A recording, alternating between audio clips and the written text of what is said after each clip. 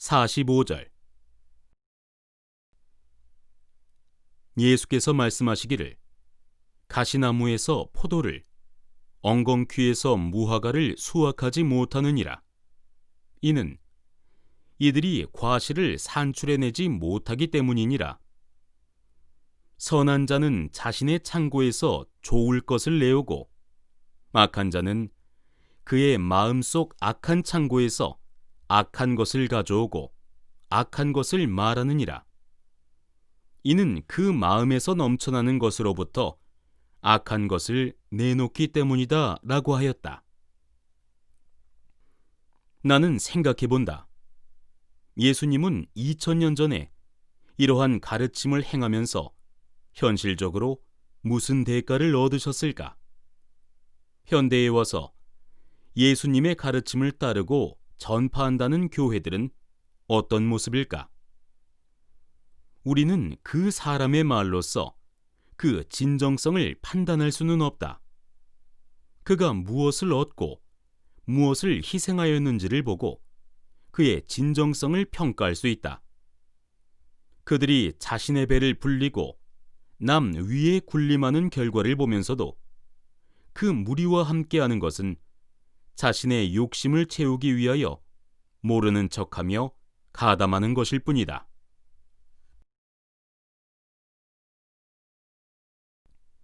46절. 예수께서 말씀하시기를 아담으로부터 세례 요한까지 여자에게서 태어난 사람들 가운데 세례 요한보다 더 위대한 자가 없으니 그에게서 눈길을 돌려서는 안 된다. 그러나 나는 말하노니 너희 가운데 어린아이가 되는 사람은 누구든지 왕국을 알게 될 것이며 요한보다 더 위대한 사람이 될 것이라고 나는 말하였느니라 라고 하셨다. 세례 요한은 물로 세례하는 자요, 예수는 빛으로 세례하는 자이다. 물은 니고데모에게 말한 물과 성령으로 거듭나라의 비유이다.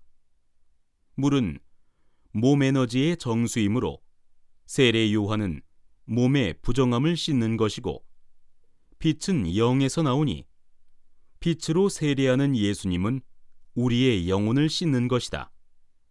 세례 요한은 요한복음에서 나는 예수님의 신발끈을 묶는 일도 감당할 수 없노라 하며 자신을 낮추었으나, 예수님은 세례 요한을 큰 사람이라고 표현하였다. 그러나 이렇게 큰 사람으로 표현된 세례 요한마저도 어린아이로 되돌아간 사람에게는 못 미친다고 한다. 반노환동이란 말도 있지만 아기로 되돌아간 사람도 없고 죽지 않는 사람도 없다.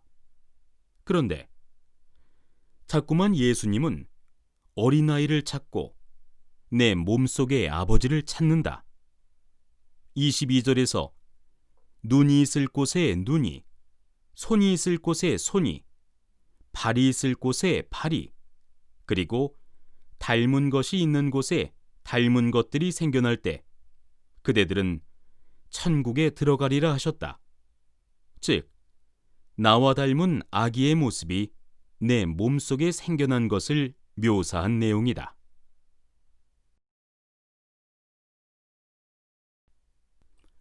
47절.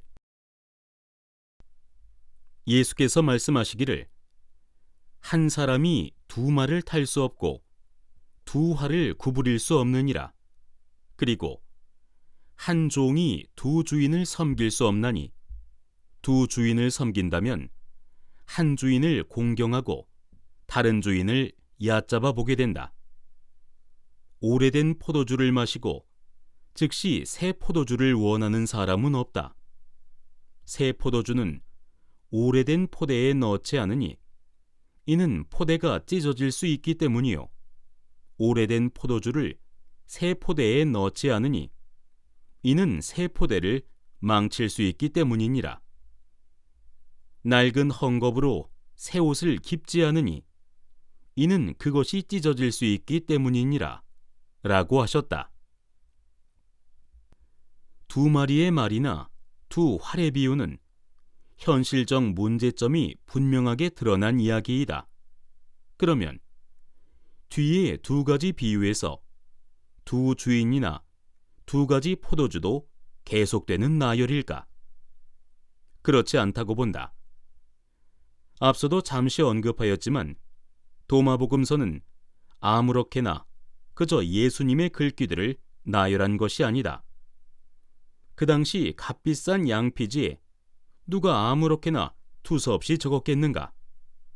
여기서는 계속하여 몸속의 어린 아기나 아버지에 대한 비유가 이어진다. 중국 선도 고서에서도 뱃속에 아기가 생겨서 성인이 될 때까지의 단계를 시월양태라 하여 10달간 젖먹여 기름으로 표현하였고, 뱃속의 양수, 즉 기로 액화된 물속에 고요히 앉아있는 그림으로 묘사하였다.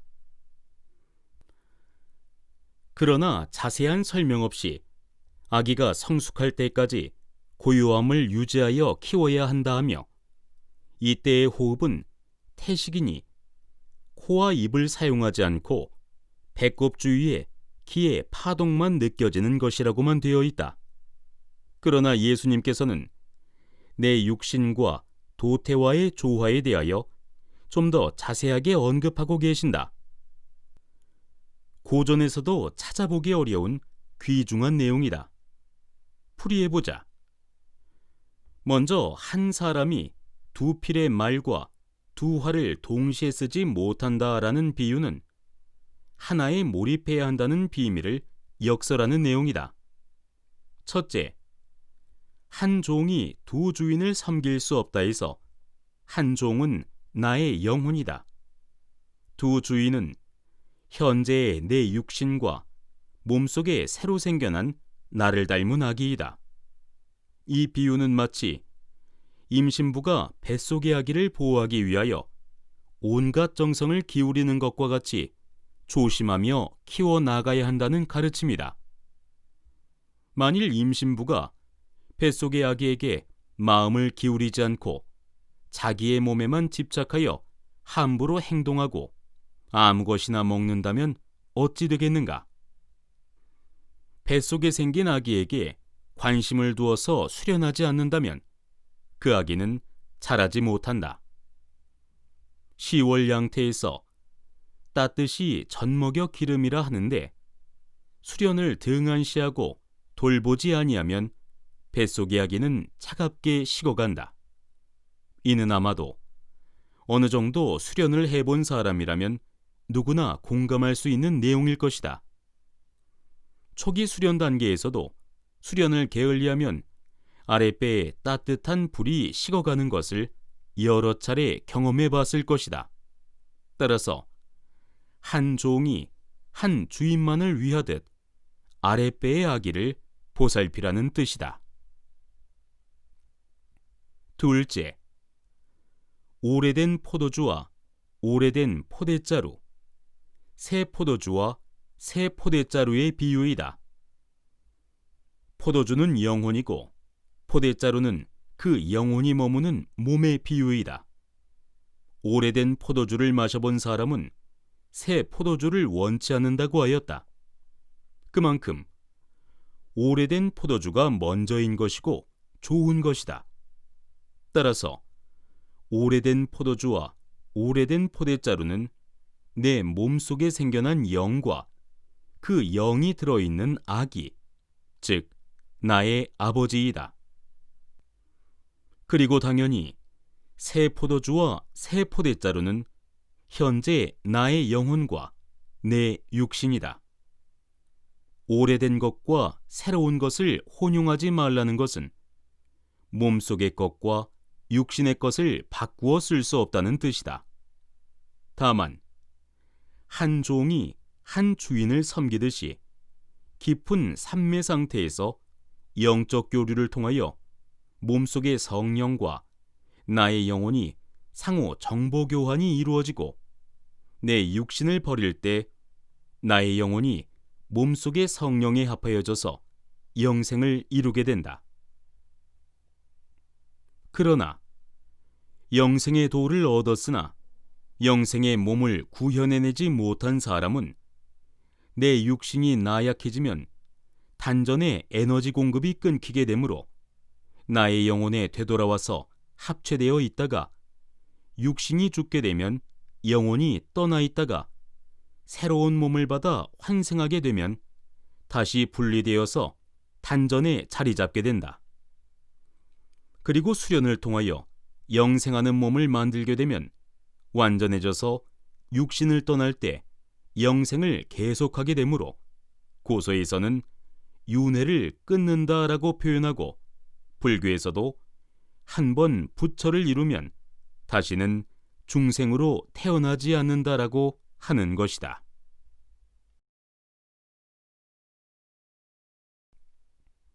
48절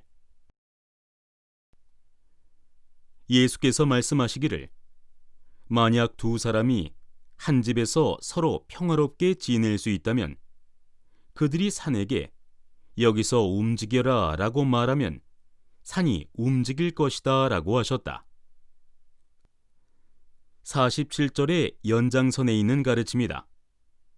뱃속의 아기를 정성을 기울여서 따뜻이 기르면 그 아기가 자라서 성인이 된다. 여기서 한 집은 나의 육신이다. 두 사람은 나의 육신과 뱃속의 내 아버지, 즉 나의 진신이다. 서로 평화롭게 지낸다 함은 수련시 깊은 산매에 들어서 나의 육신과 영혼이 정화되어 몸속의 성령과 동질화된다는 뜻이다. 그 동질화의 결과는 육신통으로 증명된다. 이 때문에 산에게 여기서 움직여라 하면 산이 움직일 정도의 자유자재한 능력이 생겨난다는 뜻이다.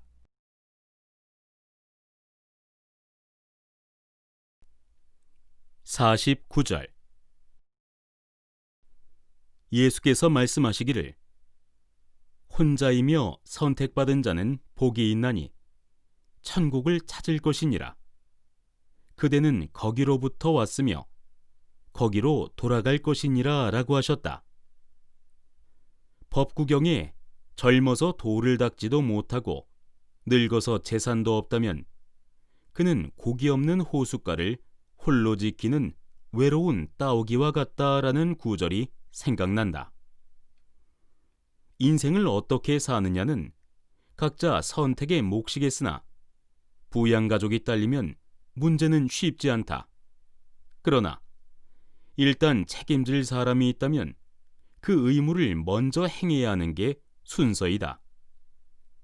6조 해능대사는 머무름 없이 마음을 낸다라는 금강경의 한 구절을 듣고 출가의 마음을 굳혔으나 노모의 봉양을 끝마친 후에 5조 홍인대사를 찾아가서 6조 해능이 되었다.